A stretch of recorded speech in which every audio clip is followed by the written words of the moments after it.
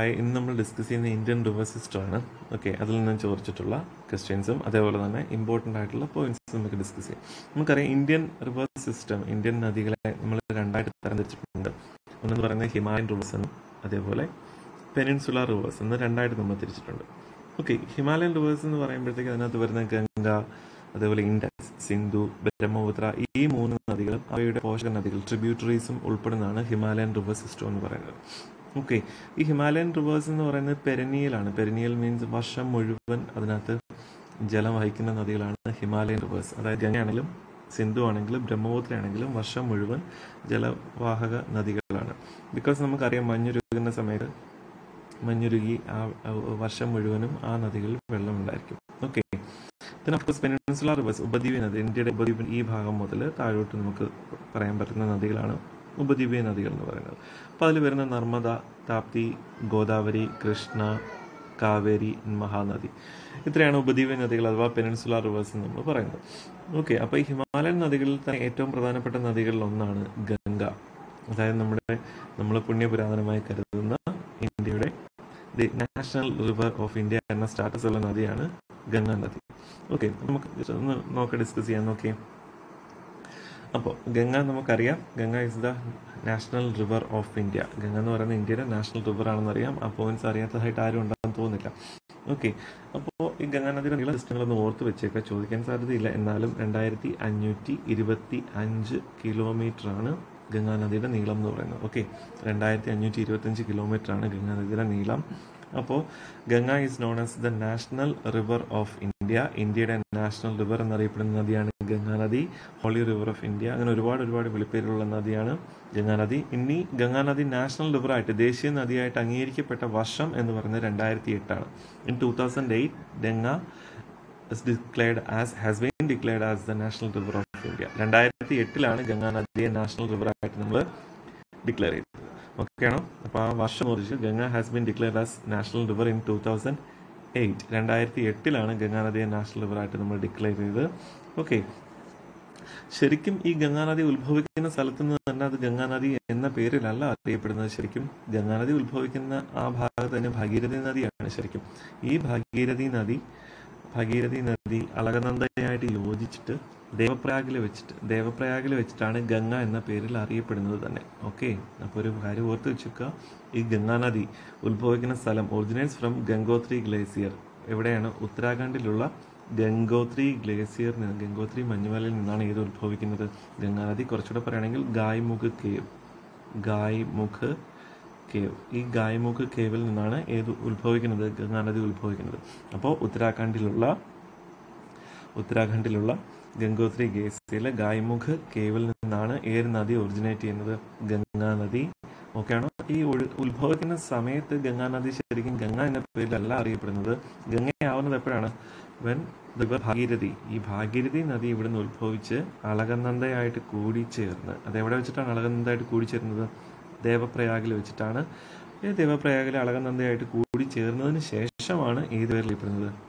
ഗംഗ എന്ന പേരിൽ അറിയപ്പെടുന്നത്. ഓക്കെ ആണോ? അപ്പോൾ ഗംഗാ നദിയുടെ ഉത്ഭവം എന്ന് പറയുന്നത് ഭാഗീരഥിയാണ്. ഓക്കെ, ആ പോയിന്റ് ഒന്ന് ഓർത്ത് വെച്ചേക്കാം. ഓക്കെ, ഗംഗയുടെ ശരിക്കുമുള്ള സോഴ്സ് എന്ന് പറയുന്നത് ഏത് നദിയാണ്? ഭാഗീരഥി നദിയാണ്. ഓക്കെ ആണോ? ഗംഗയുടെ ശരിക്കുമുള്ള സോഴ്സ് ഓഫ് ഒറിജിൻ എന്ന് പറയുന്നത് ഏതാണ്? ഭാഗീരഥി നദി. ഈ ഭാഗീരഥി നദി അളകനന്ദയുമായിട്ട് കൂടിച്ചേർന്ന് എവിടെ വെച്ച്? ദേവപ്രയാഗിൽ വെച്ച് അളകനന്ദയായിട്ട് കൂടിച്ചേർന്നിട്ടാണ് ഗംഗ എന്ന പേരിൽ അറിയപ്പെടുന്നത്. അപ്പോൾ river Bhagirathi joins river Alaknanda at Devprayag and hence known as Ganga. അതിനുശേഷമാണ് ഏത് പേരിൽ അറിയപ്പെടുന്നത്? ഗംഗ എന്ന പേരിൽ അറിയപ്പെടുന്നത്. ഓക്കെ ആണോ? അപ്പോൾ അത് ഓർത്ത് വെച്ചേക്കാം. ഓക്കെ, ഇന്ത്യയിൽ പോഷക നദികളുള്ള കൂട്ടത്തിൽ ഏറ്റവും കൂടുതൽ പോഷക നദിയുള്ള നദിയാണ് ഏത്? Ganga has the most number of tributaries in India. ഇന്ത്യയിലെ നദികളിൽ ഏറ്റവും കൂടുതൽ പോഷക നദികളുള്ള നദിയാണ് ഇത് ഗംഗാ നദി. ഓക്കെ ആണോ? ദെൻ നമ്മൾ പറഞ്ഞു ഗംഗ ഉത്ഭവിക്കുന്നത് ഉത്തരാഖണ്ഡിൽ നിന്നാണ് നമ്മൾ പറഞ്ഞു. പക്ഷേ ഗംഗയുടെ ഭൂരിഭാഗവും ഒഴുകുന്നത് ഉത്തർപ്രദേശിലൂടെയാണ്. ഗംഗാ നദിയുടെ major part of Ganga flows through ഉത്തർപ്രദേശിലൂടെയാണ് ഗംഗാ നദിയുടെ ഭൂരിഭാഗവും എന്ത് ചെയ്യുന്നത്? ഉത്ഭവിക്കുന്നത്. ശരിക്കും പറഞ്ഞാൽ ഈ ഗംഗ ഏകദേശം 4-5ഓളം സ്റ്റേറ്റ് കവർ ചെയ്യുന്നുണ്ട്. ഉത്തരാഖണ്ഡ്, ഉത്തർപ്രദേശ്, ബീഹാർ, വെസ്റ്റ് ബംഗാൾ. ഏതൊക്കെയാ? Uttarakhand, Uttar Pradesh, Bihar and west Bengal. അപ്പോൾ ഗംഗ കവേഴ്സ് ഓൾമോസ്റ്റ് ഈ സംസ്ഥാനങ്ങളിലൂടെയാണ് ഗംഗ കടന്നു പോകുന്നത്. ഏതൊക്കെ സംസ്ഥാനം ഗംഗ കവേഴ്സ് അല്ലെങ്കിൽ ഫ്ലോസ് ത്രൂ വിച്ച് ഏതൊക്കെ സ്റ്റേറ്റുകളിലൂടെയാണ്? Uttarakhand, Uttar Pradesh, Bihar and west Bengal. Okay ആണോ? ഇനി ഇതിനകത്തുള്ള ഒരു പ്രത്യേകത എന്താ? Major part of Ganga flows through Uttar Pradesh. ഗംഗയുടെ ഭൂരിഭാഗവും ഒഴുകുന്നത് ഏതിലൂടെയാണ്? ഏത് സംസ്ഥാനത്തിലൂടെയാണ്? ഉത്തർപ്രദേശിലൂടെയാണ്. ഓക്കെ ആണോ? അപ്പോൾ ഫേമസ് ആയിട്ടുള്ള ഒരുപാട് നദീതീര പട്ടണങ്ങൾ ഗംഗയുടെ തീരത്തുണ്ട്. ഗംഗയുടെ തീരത്ത് സ്ഥിതി ചെയ്യുന്ന ഒരുപാട് ഫേമസ് ആയിട്ടുള്ള പട്ടണങ്ങളുണ്ട്. അത് ഒരുപാട് തവണ ചോദിച്ചിട്ടുമുണ്ട്. അത് നമുക്ക് റിവർ സൈഡ് സിറ്റീസ് എന്നുള്ള ഒരു സെപ്പറേറ്റ് ഒരു ചെറിയ ടോപ്പിക്കായിട്ട് നമുക്ക് പിന്നെ പഠിക്കാം. അപ്പോൾ നമുക്ക് പരിചയമുള്ള ഒരുപാട് സ്ഥലങ്ങളുണ്ട് ഗംഗയുടെ തീരത്തുള്ള. ഹരിദ്വാർ ഉണ്ട്, കാൺപൂരുണ്ട്, അതേപോലെ വാരണാസി, അലഹബാദ്, പാട്ന, ഋഷികേശ്, കനൗജ്, ഹാജിപൂർ. ഓക്കെ, നമ്മൾ റെയിൽവേയുടെ ആസ്ഥാനമുള്ള ഹാജിപൂർ. ഇതൊക്കെ ഏത് നദിയുടെ തീരത്താണ്? ഗംഗയുടെ പോഷക നദികളുടെയോ തീരത്താണ്. ഓക്കെ ആണോ? അപ്പോൾ അതൊന്ന് ഓർത്ത് വെച്ചേക്കാം. അപ്പോൾ major part of Ganga flows through Uttar Pradesh. ഇനി ഗംഗ ഏതൊക്കെ സംസ്ഥാനങ്ങളുണ്ട്? Ganga flows through or Ganga covers Uttarakhand, Uttar Pradesh, Bihar. ഏതൊക്കെയാ ഗംഗ കവർ? ഏതൊക്കെ സ്റ്റേറ്റുകളാ? ഉത്തരാഖണ്ഡ്, ബീഹാർ. ഉത്തരാഖണ്ഡ് പറയുമ്പോൾ തന്നെ ഉത്തർപ്രദേശോട് ഓർത്തൊക്കെ വെച്ചാൽ യു പി, ഉത്തരാഖണ്ഡ്, ബീഹാർ, അതേപോലെ വെസ്റ്റ് ബംഗാൾ. അപ്പോൾ വെസ്റ്റ് ബംഗാൾ, ഇത്രയും സ്റ്റേറ്റുകളിലൂടെയാണ് ഏത് ഗംഗ ഒഴുകുന്നത്. ഓക്കെ ആണോ? അപ്പോൾ ഗംഗ ഏറ്റവും കൂടുതൽ ഒഴുകുന്ന ഏത് സ്റ്റേറ്റിലൂടെയാണ്? Major part of Ganga flows through Uttar Pradesh. Okay, ഇനി ഗംഗയുടെ പ്രധാനപ്പെട്ട ട്രിബ്യൂട്ടറീസ്, പോഷക നദികൾ ഏതൊക്കെയാണെന്ന് നോക്കി. നമുക്കറിയാവുന്ന യമുന, കോസി, ദാമോദർ, സോൺ, ഗോമതി. അപ്പോൾ ഇതൊക്കെയാണ് ഗംഗയുടെ ഫേമസ് ആയിട്ടുള്ള പോഷക നദികൾ. അതിൽ ഏറ്റവും ഫേമസ് നദി ഏതെന്ന് നമുക്കറിയാം. ഏതാ? യമുന. അപ്പോൾ ഗംഗയുടെ പോഷക നദികൾ ട്രിബ്യൂട്ടറീസ് ഏതൊക്കെയാണ്? യമുന, കോസി, ദാമോദർ, സോൺ, ഗോമതി.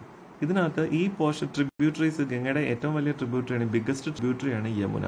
ഏറ്റവും വലിയ ട്രിബ്യൂട്ടറിയാണ് ഏത്? യമുന നദി. അപ്പോൾ ഗംഗയുടെ ഏറ്റവും വലിയ tributary, largest tributary of Ganga ഏതാണെന്ന്, which is the largest tributary of Ganga എന്ന് ചോദിച്ചാൽ ആൻസർ ഏതാണ്? Yamuna. Yamuna is the biggest tributary of Ganga. Okay, അപ്പോൾ അത് ചോദിച്ചു വെക്കുക. ഇനി ഏതൊക്കെയാണ് പ്രധാനപ്പെട്ട പോഷക നദികൾ? യമുന, കോസി, ദാമോദർ, സോൺ, ഗോമതി. ഓക്കെ ആണോ? ഇതിനകത്ത് ഓർത്ത് വെച്ചേക്കേണ്ട ഒരു കാര്യം, കോസി എന്ന് പറയുന്ന നദി ഏറ്റവും അപകടകാരിയായിട്ടുള്ള നദികളിലൊന്നാണ്. Okay, Kosi is the most dangerous river in India എന്ന് വേണമെങ്കിൽ പറയാം. ഏറ്റവും മോസ്റ്റ് ഡേഞ്ചറസ് ആയിട്ടുള്ള റിവറാണ് കോസി. കോസി അറിയപ്പെടുന്ന ഏത് പേരിലാണ്? കോസി റിവർ അറിയപ്പെടുന്നത് സോറോ ഓഫ് ബീഹാർ, ബീഹാറിൻ്റെ ദുഃഖം, സോറോ ഓഫ് ബീഹാർ. അതിനകത്ത് ദാമോദർ നദി അറിയപ്പെടുന്ന ഏത് പേരിലാണ്? സോറോ ഓഫ് ബംഗാൾ, ബംഗാളിൻ്റെ ദുഃഖം എന്ന പേരിലാണ് ഏതറിയപ്പെടുന്നത്? ദാമോദർ നദി അറിയപ്പെടുന്നത്. ഓക്കെ ആണോ?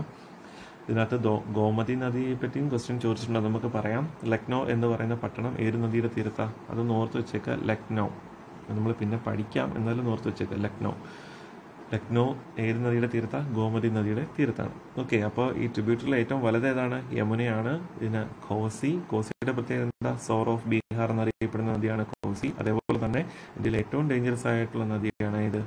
Kosi is the most dangerous river in India. Then Damodar അറിയപ്പെടുന്ന ഏത് പേരിലാണ്? സോറോ ഓഫ് ബംഗാൾ, ബംഗാളിന്റെ ദുഃഖം. ഇനി സോൺ ഉണ്ട്. ദെൻ ഗോമതി നദി ഗോമതി നദിയുടെ തീരത്ത് സ്ഥിതി ചെയ്യുന്ന പട്ടണം ഏതാണ്? Lucknow is on the bank of river Gomti. അപ്പോൾ അതൊന്ന് ഓർത്ത് വെച്ചേക്കാം. നമ്മൾ പിന്നെ സെപ്പറേറ്റ് പഠിക്കും. എന്നാൽ ഇപ്പോൾ പറഞ്ഞപ്പോൾ ഈ പോയിന്റ് ഒന്ന് ഓർത്ത് വെച്ചേക്കുക. ഏതാ? സോർ ഓഫ് ബീഹാർ കോസി നദി, സോർ ഓഫ് ബംഗാൾ ദാമോദർ ആണോ? ദെൻ ലക്നൗ പട്ടണം സ്ഥിതി ചെയ്യുന്ന ഏത് നദിയുടെ തീരത്താ? On the bank of Gomti. Lucknow is on the bank of Gomti നദി. Okay, Gomathi river. ഓക്കെ ആണോ? അപ്പോൾ ഏറ്റവും വലിയ ബിഗ്ഗസ്റ്റ് ട്രിബ്യൂട്ടറി ഓഫ് ഗംഗ ഏതാ? യമുന. ഓക്കെ ആണോ? ഇനി വളരെ ഇമ്പോർട്ടൻ്റ് ആയിട്ട് ഒരുപാട് തവണ ആവർത്തിച്ച് ചോദിച്ചിട്ടുള്ള ഒരു ചോദ്യമാണ് ത്രിവേണി സംഗമം എന്ന് പറയുന്നത്. ഓക്കെ, ഈ ത്രിവേണി സംഗമം എന്ന് പറയുന്നത് നമ്മൾ ഇംഗ്ലീഷിൽ ത്രിവേണി സംഗമം എന്ന് പറയാറുണ്ട്. കറക്റ്റ് എക്സാക്റ്റ് ആയിട്ടുള്ള വേർഡ് എന്ന് പറയുന്നത് കോൺഫ്ലുവൻസ് ഓഫ് ഏതൊക്കെ നദി? ഗംഗ, യമുന ആൻഡ് സരസ്വതി. അപ്പോൾ where is the confluence of or Ganga, Yamuna and Saraswati meet or join at എവിടെ? ജോയിൻസ് എന്ന് വേണ്ട, ജോയിൻ എന്ന് മതി.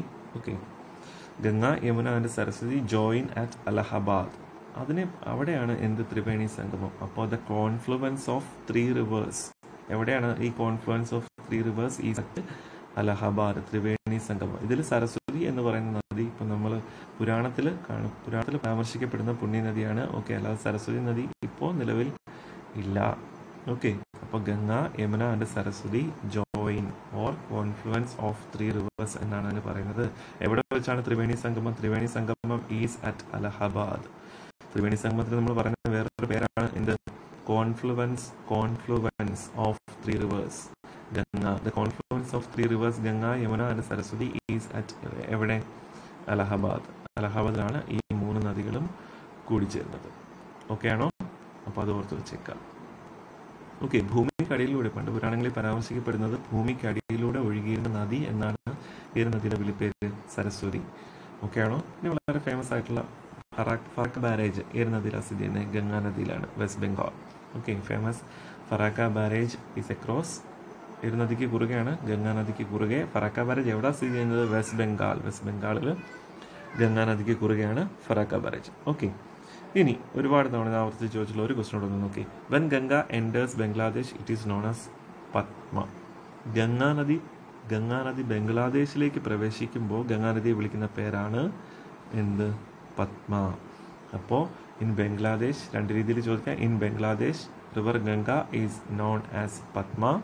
ഓർ എങ്ങനെ ക്വസ്റ്റ്യൻ ചോദിക്കാം? When Ganga enters Bangladesh it is known as Padma. അപ്പോൾ ഗംഗാ നദി ബംഗ്ലാദേശിലേക്ക് പ്രവേശിക്കുമ്പോൾ അവിടെ അറിയപ്പെടുന്ന ഏത് പേരിലാണ്?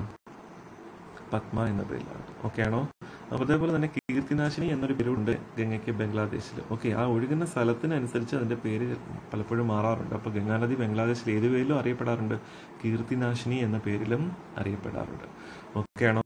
ഇനി നമ്മൾ കേട്ടിട്ടുള്ള ഒരു ചോദ്യമാണ്, അല്ലെങ്കിൽ നമുക്ക് വളരെ ഫെമിലർ ആയിട്ടുള്ള ഒരു ചോദ്യമാണ് സുന്ദർബൻ ഡെൽറ്റ.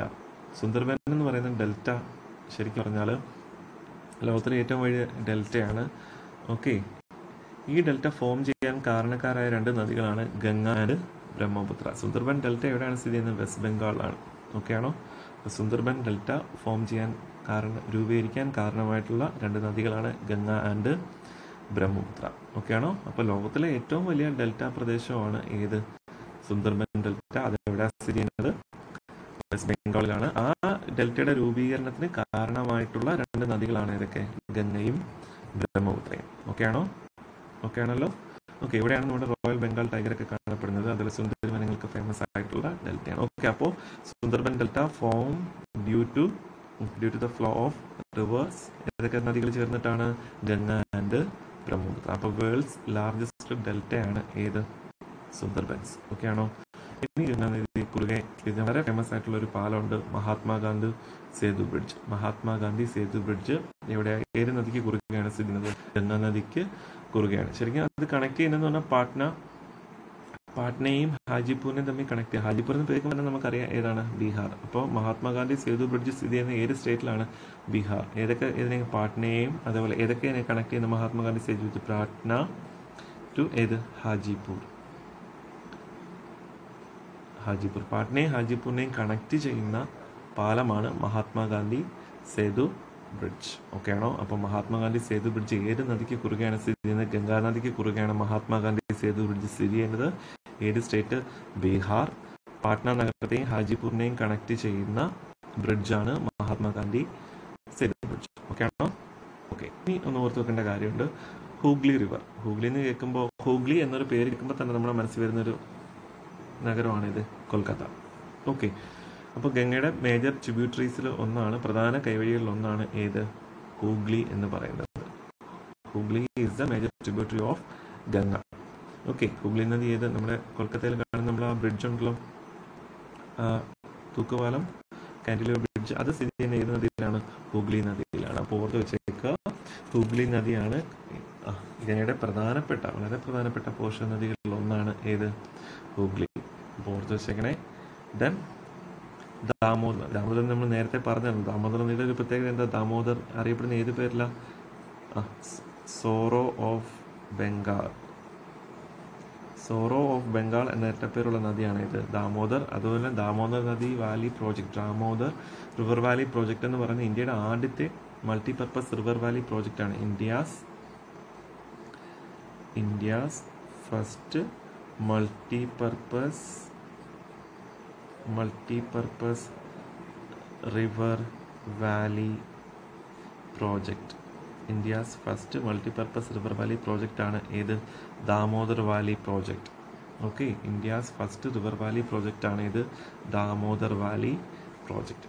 ഓക്കെ, അത് ഏത് നദിയിലാണ്? ദാമോദർ നദിയിലാണ്. അപ്പോൾ അത് ഓർത്ത് വെച്ചേക്കാം. ഇന്ത്യയിലെ ആദ്യത്തെ വിവിധോദ്ദേശ നദീതട പദ്ധതിയാണ് ഏത്? Damodar valley project. ഓക്കെയാണോ? അപ്പോൾ India's first multipurpose river valley project ഏതാണെന്ന് ചോദിച്ചാൽ ഏതാണ്? ദാമോദർ വാലി പ്രോജക്റ്റ് ആണ്. ദാമോദർ നദിയിലുള്ള ദാമോദർ വാലി പ്രോജക്റ്റ് ആണ്. ദെൻ ദാമോദർ നദി അറിയപ്പെടുന്ന ഏത് പേരിലാണ്? Sorrow of Bengal. ദാമോദർ നദി അറിയപ്പെടുന്ന ഏത് പേരിലാണ്? Sorrow of Bengal. ഓക്കെ ആണോ?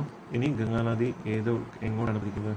കിഴക്കോട്ടൊഴുകി ബംഗാൾ ഉൾക്കടലിൽ ചേരുന്നു. ഓക്കെ, അപ്പോൾ ഗംഗ എംറ്റീസ് ഇൻ ടു, എവിടെയാണ് ഗംഗാ നദി തീരുന്നത്? Ganga empties into bay of Bengal. Bengal ഉൾക്കടലിലാണ് ഗംഗാ നദി പതിക്കുന്നത്. ഓക്കെ ആണോ? അപ്പോൾ അതൊന്ന് ഓർത്ത് വെച്ചേക്കാം. അപ്പോൾ ഇത്രയാണ് വളരെ ഇമ്പോർട്ടൻ്റ് ആയിട്ടുള്ള പോയിന്റ്സ് ഗംഗാ നദിയെ പറ്റി ഇതുവരെ ചോദിച്ചിട്ടുള്ള ചോദ്യങ്ങൾ ഇത്രയാണ്. അപ്പോൾ ഇത്രയും പോയിന്റ്സ് വളരെ ഇമ്പോർട്ടൻ്റ് ആണ്. അപ്പോൾ ഇത് നന്നായിട്ട് പഠിക്കാം. Okay, thank you.